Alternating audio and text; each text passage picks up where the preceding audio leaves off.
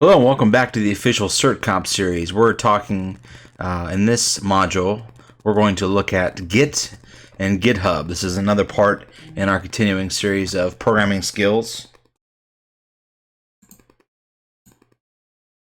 So this is our chapter outline. We're going to look at what is GitHub, why GitHub is important for Linux and especially Kali Linux, and how to install Git, and how to create a GitHub account. We'll also look at some of the things that Git can do. We'll look at some basic Git commands, and we'll do a quick example of Git and GitHub. So for those that don't know, many of the tools that come with Kali Linux are hosted on GitHub, so it only makes sense that you have a working knowledge, at least, of GitHub, and you don't have to be a developer. You don't even have to know how to code to use GitHub. It is a great tool with a ton of functionality, from wiki to document tracking to allowing groups of individuals to work together to collaborate on code.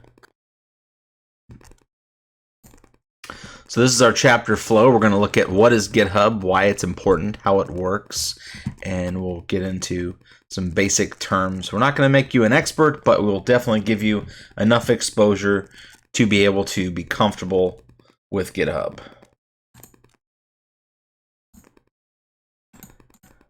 So what is GitHub? GitHub is a code hosting platform for version control and for collaboration. So to understand GitHub, you have to have an understanding of Git.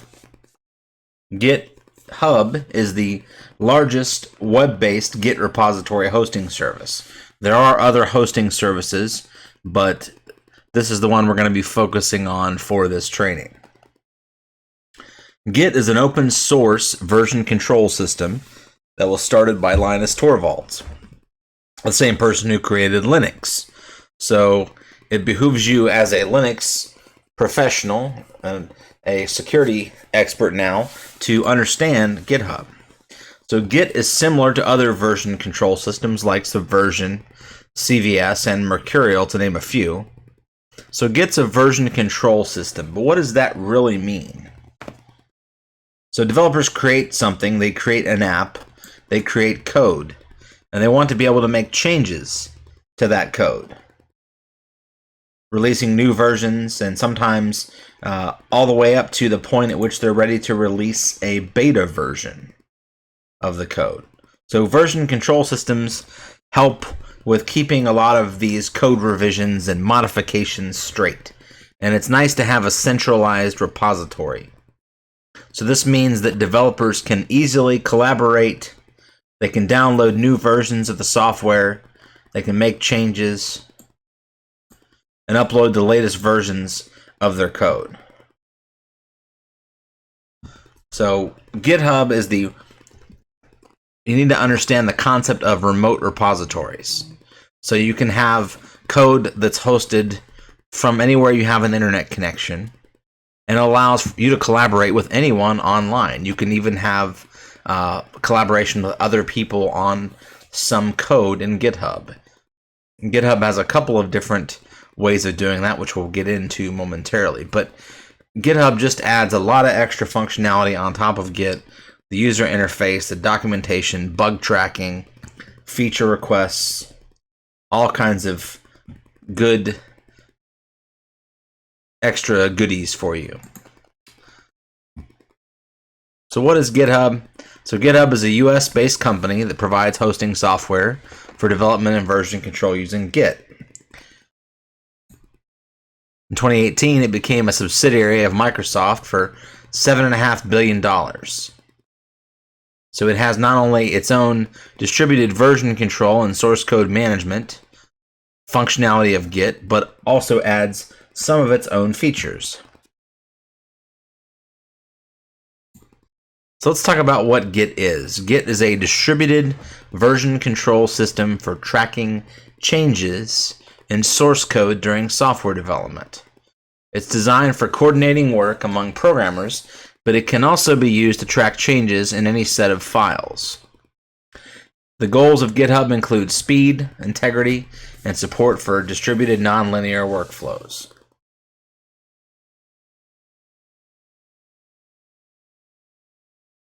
So what is Git? So the raw performance of Git makes a very strong case when compared to other alternatives. Committing new changes, branching out code, merging, comparing past versions of software are all completely optimized for performance.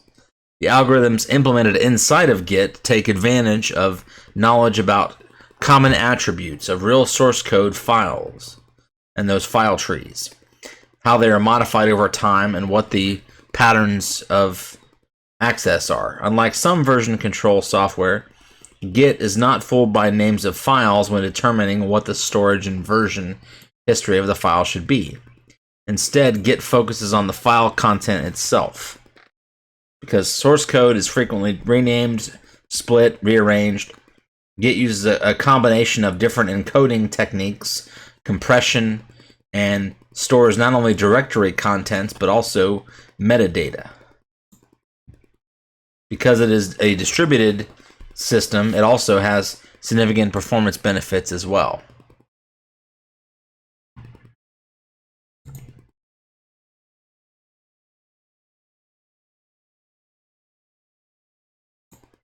So how do we get started with Git? How do we install Git? Let's go ahead and go over to our VirtualBox. We're going to power on our VM. While we're doing that, though, we're going to go ahead and head over to github.com and we're going to set up an account. So when you head over to github.com, you're going to see a screen like this, and you're going to go and click on the sign up option. However, you can search GitHub without actually having to sign up, and any kind of repositories that are there will be visible. We'll talk more about what those are here in a minute, but just notice that there are lots of tools and there are lots of repositories in various programming languages that are out there just in the public domain that anybody can download, modify, redistribute. There are lots of wikis, lots of different discussions going on, so it's a great place to look at code, and it's a great reference to have. So we're going to go ahead and sign up. Give us a username.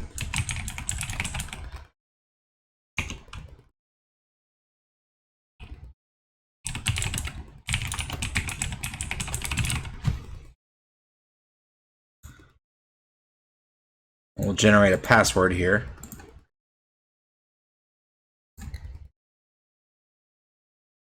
Then we have to verify this little puzzle. Make the elephant go the right way, or the hippo, whatever it is. It needs to go one more. Good, it only took me 6 seconds. And I'm going to click create an account. And what it's going to do is it's going to ask you some of the things that you do. So what kind of work do you mainly do? So if you're a software engineer, student, doesn't really matter. So we'll just say we write code. How much experience do you have? We'll say a moderate amount. And what do you use GitHub for? So you can do things like create a website with GitHub. You can use it for collaboration. You can just tell them what you're interested in. They even have their own application program interface. So I'm going to go ahead and click on Learn to Code. You can click on really as many of these as you want. Up to 3. I take that back. That's only up to 3. So we'll say collaboration. And because we're talking about security, we're interested in Python. We'll say Bash. And there we go. So once you sign up, then you have to verify your email address. So I'm going to do that, and we're going to come right back. All right, once you verify your email address, then it's going to ask you what you want to do. So we're going to come back in a moment to that. So first, we're going to go over to our virtual machine, and we're going to make sure that we already have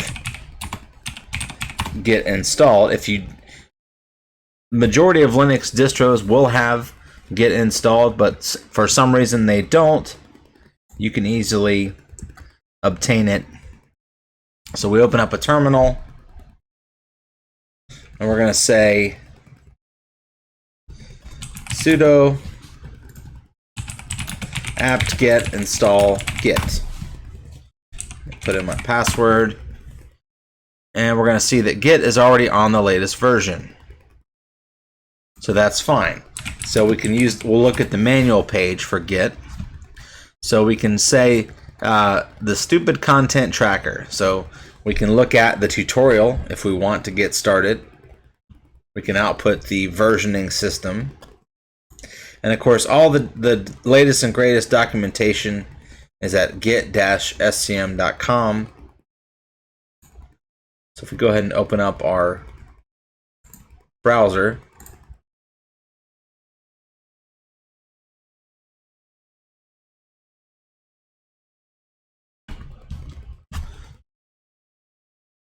sometimes it takes a second.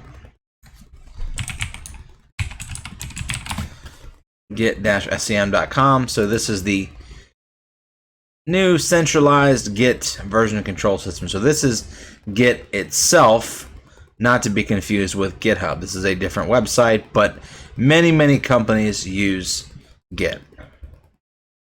Many projects. If you want to download, there's even graphical user interface clients for GitHub. So you can download for Linux, Windows, Unix. If you want different, if you want to access on multiple platforms, you can absolutely do it. And they have lots of great tutorials about as well, but a very comprehensive reference manual about how to get set up with Git. So all the things that were just in the man page.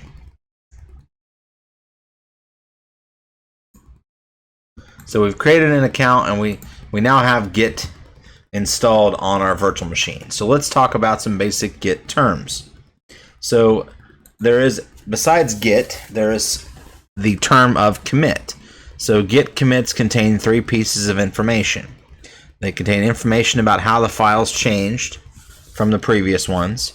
They have a reference to the Git or to the commit that came before it, called the parent commit.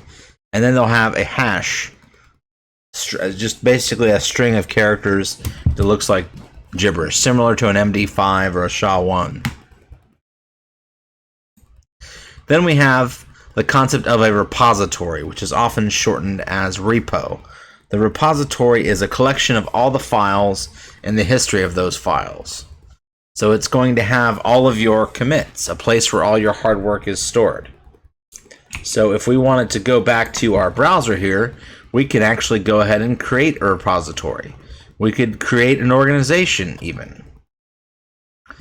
So let's go ahead and create a repository. We're going to call this Hello World.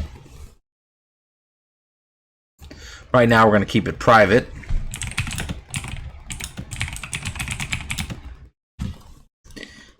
And we'll initialize it with a README file. So what that's going to do, that's going to allow us to immediately clone it to our system.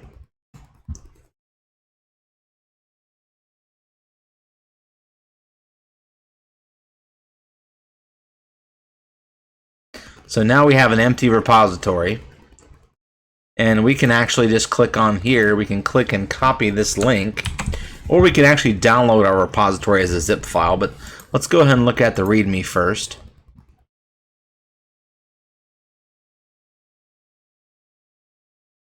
And there's pretty much the initial commit. We can see that it's a master branch.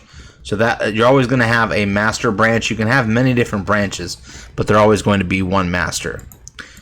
Here we can see any issues, if there's any bugs or any features or any things that we might want to modify. Say we're writing a script and we want to keep track of things that might go wrong.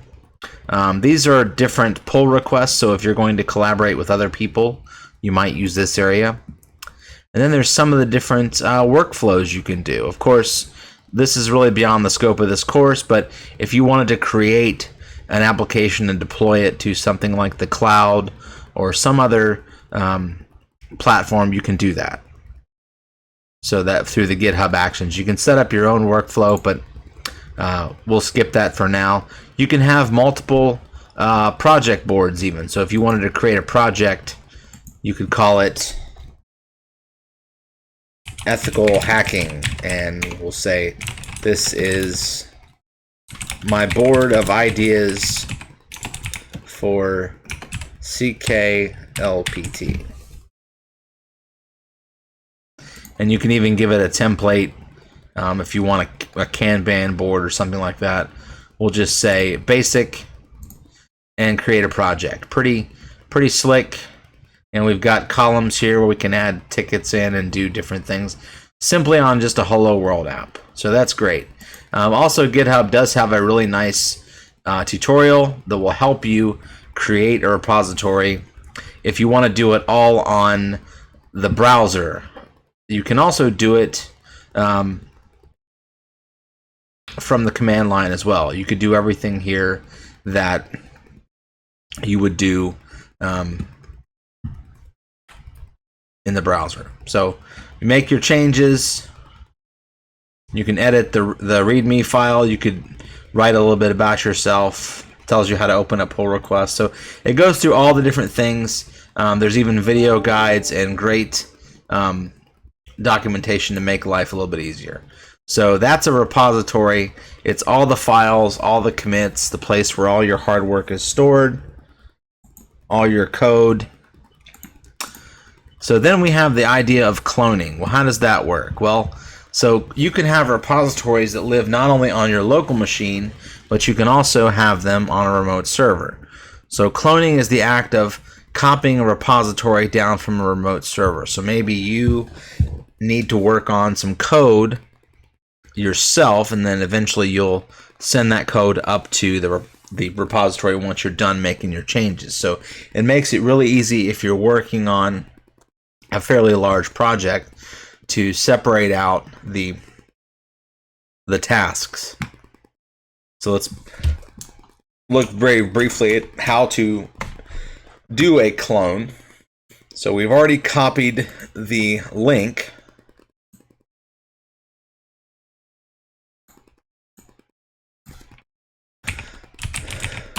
So we're going to do git clone, and then we're going to paste that link we copied to our helloworld.git. And so we have to put in our username. And we got to put in our password.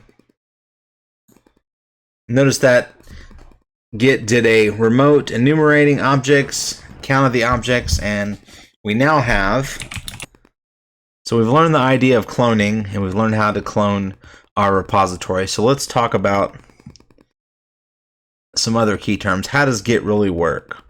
Well, we have the git init, which initializes a repository. So CVS and Git don't really handle the folders, they just handle the path location. So the repository holds all the content, while the working directory is where you modify the code. So because we cloned the repository, we don't have to do the git init, but we will do an init of a different repository so you can see how a repository is created. So the Git Checkout will check out a branch from the repository into the working directory.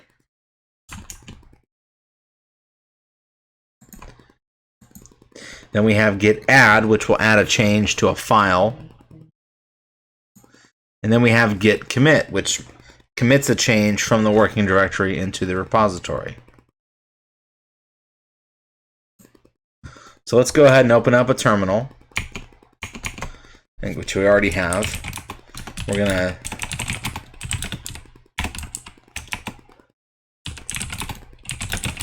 gonna make a new folder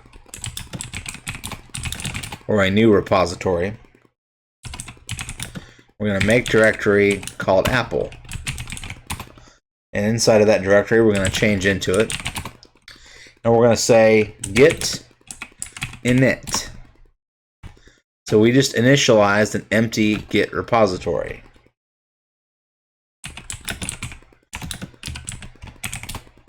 And we can look at the Git folders. We can look at any branches we have.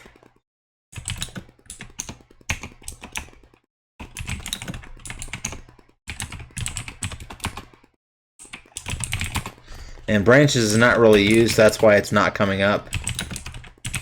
anymore, but that's beyond the scope of this course. But here we've now created an empty repository which we can now use to do other things. So the hub in GitHub, we've established that Git is a better version control system, but there are many alternatives available. So what makes it so special? Because it's not only a command line tool, but also the github.com, where developers store their projects and network with other people. So even people that have nothing to do with the development of a project can download the files and use them.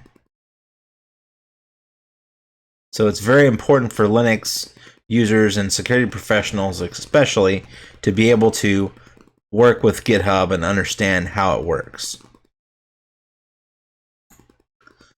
So let's look at some more demos. Let's go ahead and go over to our GitHub page, and let's go look for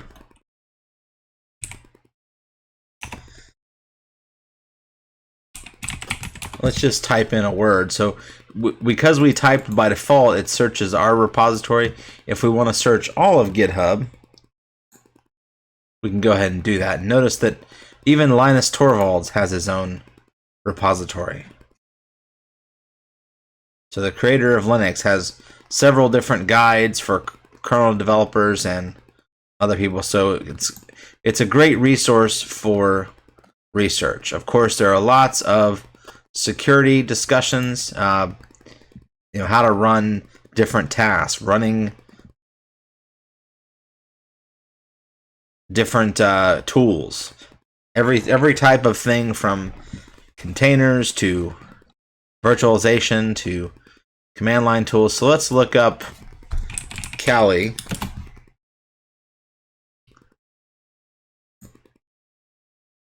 And notice that this is where offensive security keeps a lot of their scripts for example, NetHunter. So if we wanted to put this code onto, and this is their new repository over on GitLab, but let's say we wanted to go ahead and grab this repository. So let's go back over to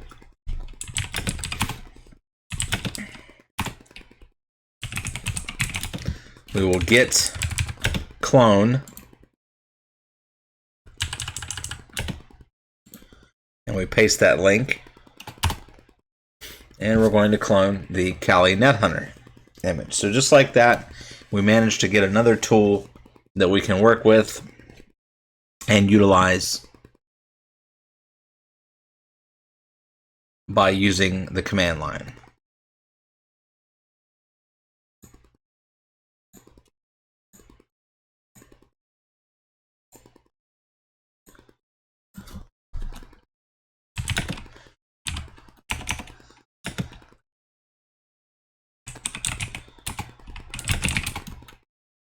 So let's go ahead and do git add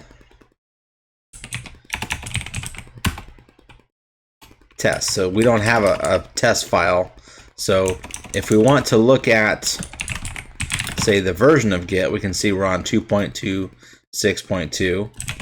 We can view the help file.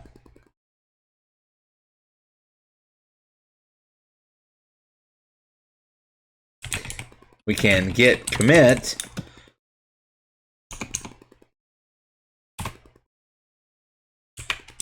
So that is an example of working with repositories at the command line. Though in many cases it's easier just to run it via GitHub, but I encourage you to definitely go through the tutorials, spend some time working with GitHub. You can actually even keep track of certain repositories that you might like with the star command.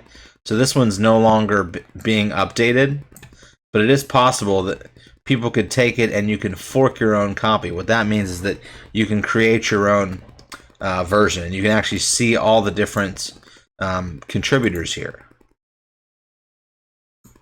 So the new repository, a lot of the GitHub repositories are moving over to GitLab, which is essentially works in the same way, but it's just a little bit different in the cloning process. You can clone with SSH, or you can clone with HTTPS. So let's go ahead and look at the Kali NetHunter repository, and we can see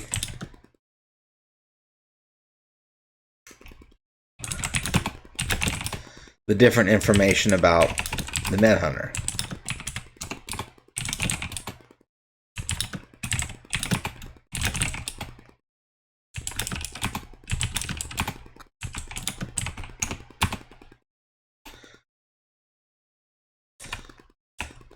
So the description file, this is actually an unnamed repository. If we wanted to name it, we could edit the description file to do that, but we're not going to do that right now.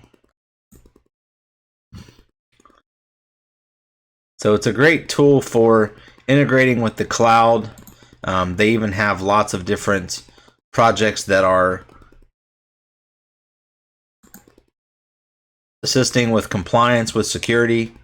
It's a great way to keep track of all the different bugs with your code. So let's go look at some other. There are some Kali Linux recipes with GitHub. So if you want to be able to have some different, add some different functionality to your Kali Linux system or your virtual machine. There are different recipes where you can generate images. So these are, if you want to create a evil access point, for example. Many other different things that you can do with GitHub and now GitLab as well. And